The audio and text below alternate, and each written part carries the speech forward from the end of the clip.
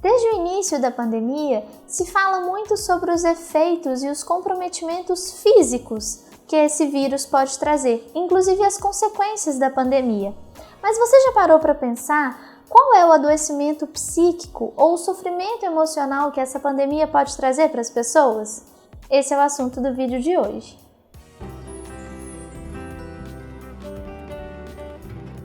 Meu nome é Renata Giovannini, eu sou psicóloga, terapeuta cognitivo-comportamental na Casuly. Houve um agravamento muito grande dos transtornos mentais na população.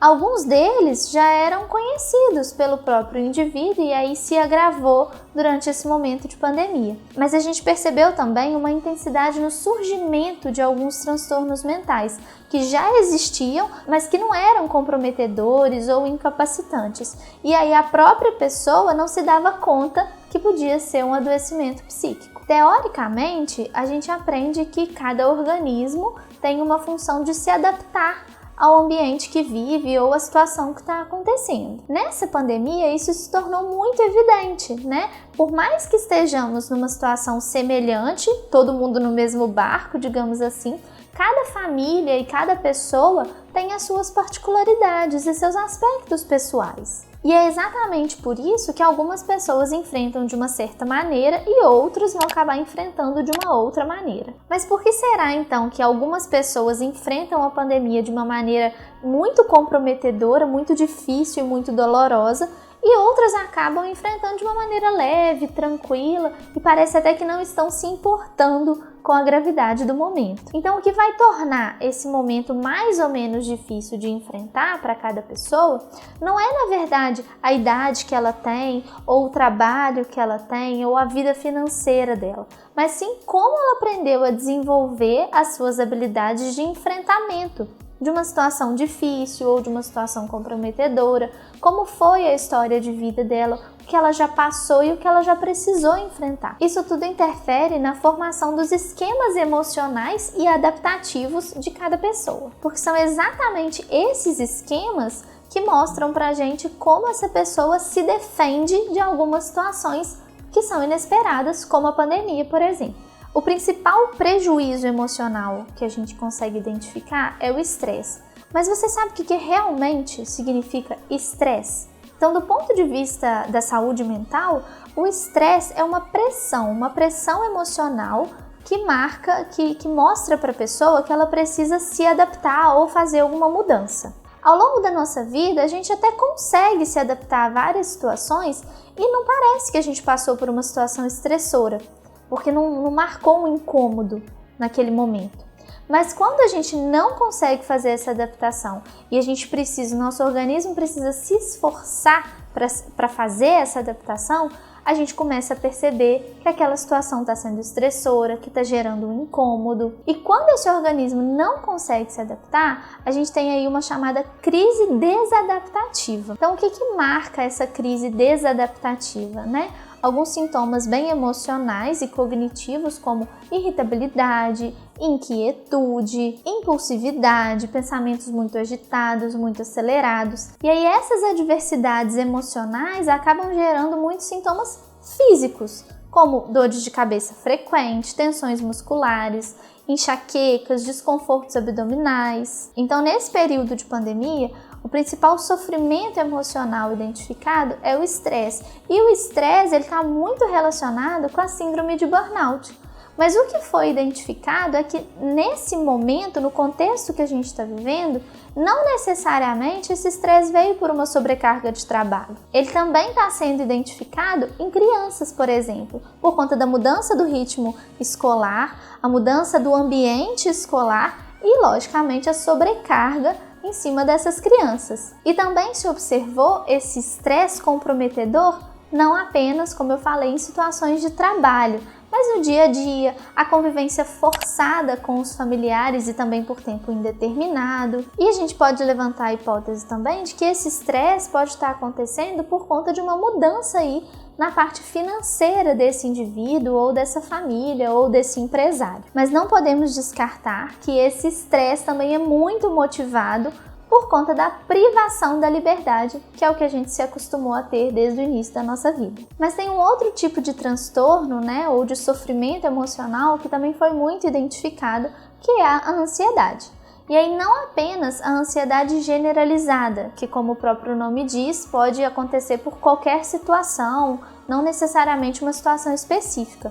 Mas a gente precisa falar também sobre as fobias e os ataques de pânico, que aí sim se manifestam por conta de uma ansiedade, que são situações mais específicas e discriminadas, ou seja, só acontecem diante daquele evento ou daquela situação, e não de forma generalizada, como um transtorno de ansiedade generalizado, por exemplo. Então, além do estresse que a gente falou, da ansiedade, das fobias e dos ataques de pânico, houve também um aumento muito grande nos quadros de depressão. E aqui a gente não está falando daquelas pessoas que já tinham um transtorno de depressão e que já eram medicadas e já faziam um acompanhamento. É possível observar que o acompanhamento não inibiu uma possível crise depressiva. Mas a gente precisa também falar sobre as pessoas que passaram a desenvolver crises depressivas por conta da pandemia. E aqui a gente está falando daquelas pessoas que deprimiram por conta da pandemia, por conta das consequências da pandemia.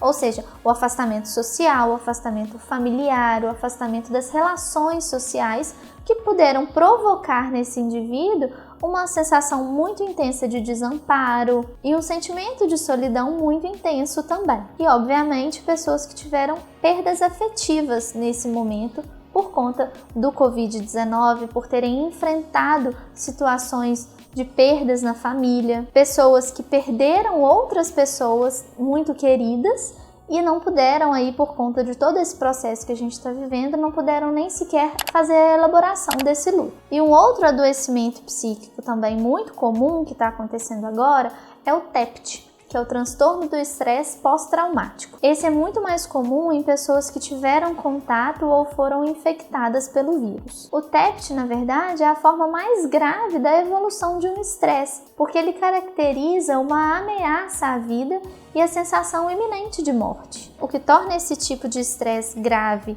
e incapacitante e prejudicial no dia a dia e na vida dessa pessoa é a aproximação e a frequência com que ela revive essa sensação de morte, mas principalmente por conta de dois sinais. Os sintomas deprimidos, que essa sensação de morte traz, ou seja, não é um transtorno de depressão comum como os outros casos, mas sim os sintomas depressivos que essa lembrança traumática traz para o indivíduo. E um outro sinal é a hipervigilância.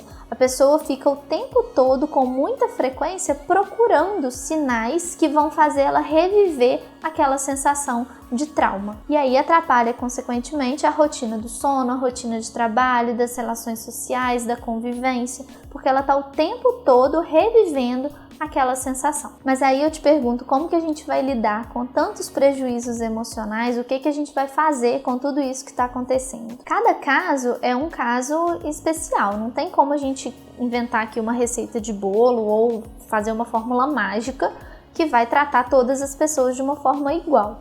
A gente precisa criar mecanismos de defesa para a pessoa poder se elaborar e se entender melhor no momento que ela está passando por uma crise. Para isso, a gente pode até simular algumas situações para preparar essa pessoa para viver essa situação quando ela realmente de fato acontecer. O mais importante é que a gente precisa de um profissional capacitado para poder fazer essa antecipação. Então a procura por um profissional de psicologia ou por um psiquiatra para começar um acompanhamento terapêutico é muito importante nesse momento. Mas o mais importante para a gente ressaltar aqui nesse vídeo são os impactos emocionais que a pandemia está trazendo para todo mundo. Não é nada fácil lidar ou conviver com uma pessoa que tenha um transtorno mental ou que está sofrendo emocionalmente. Então que a gente possa, nesse momento, criar um pouco mais de empatia. Entender o momento que a pessoa está vivendo, entender como ela está pensando, qual é a forma desses pensamentos e como você pode fazer para ajudá-la. Porque o que mais agrava ou o que mais dificulta a procura por um acompanhamento ou por um tratamento é a falta de compreensão das outras pessoas, inclusive das pessoas próximas. Então, se esse amparo, se esse carinho, se esse cuidado não vier de quem está ali do ladinho da gente, pode ser que a recuperação e o tratamento dessa pessoa seja um pouco mais demorado, complicado. Eu espero que você tenha gostado desse vídeo. Se você lembrou de alguém, se você se identificou, compartilha com seus amigos e até a próxima.